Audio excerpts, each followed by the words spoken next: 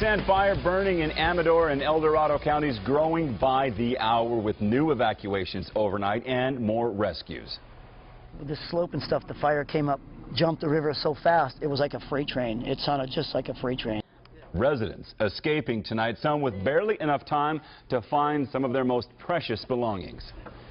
It's now just 24 hours since the fire started east of Highway 49 north of the town of Plymouth.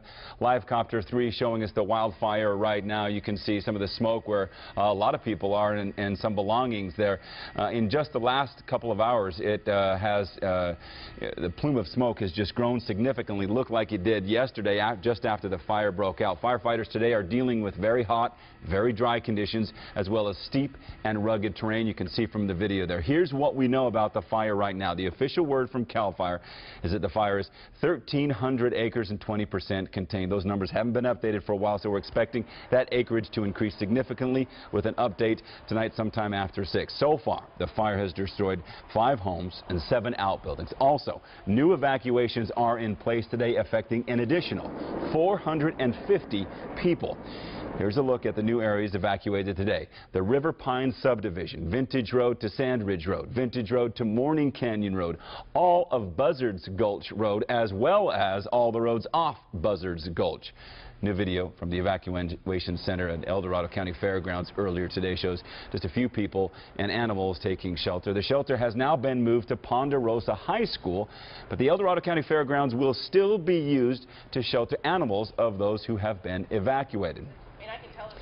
We have team coverage tonight. KCRA 3 meteorologist Dirk Verdorn tracking the fire conditions and air quality throughout the valley, but we start with KCRA 3's Kevin Oliver live in Amador County with a dramatic rescue today, all caught on camera. Kevin. That's right. You could see the giant plume of smoke behind me as this fire continues to add acreage. In fact, as the winds pick up, we've seen this plume change. Now, last night, in addition to all the homes that are down in this valley behind me, there were about 4 dozen people at a retreat center. Now, those people made it out of this despite a terrifying ordeal, and today firefighters went back in to make sure that everyone and everything got out. I could hear Dave yelling in the truck, "Get in, get in." I couldn't see.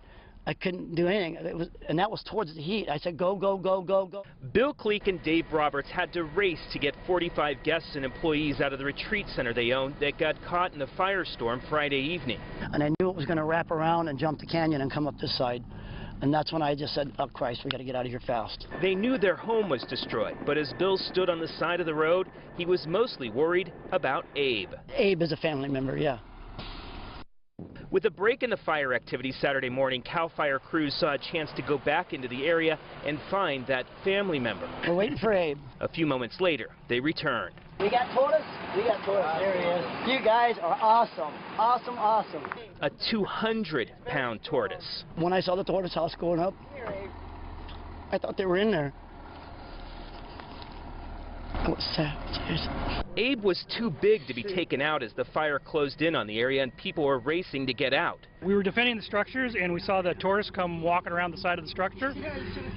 So we filled up a pool there with some water, put him in there so he wasn't running around, and he survived. It was one bright spot as this brush fire continued to put more lives and more property in danger. This is a really critical day for us. We're really hoping we can get through this day, we can get those containment lines established and hold the fire. Several of their cabins and a dozen antique cars that Cleek owns with his partner were destroyed. But despite that, there was some relief when they were finally reunited with Abe the tortoise. He's doing good. I was so worried about him. Now, there are dozens of other families that have had horses, other animals that have all been pulled out of the area. There are still some down in the valley right now. There is more to Bill and Dave's ordeal and how they managed to escape this fire as it tore through the valley yesterday afternoon.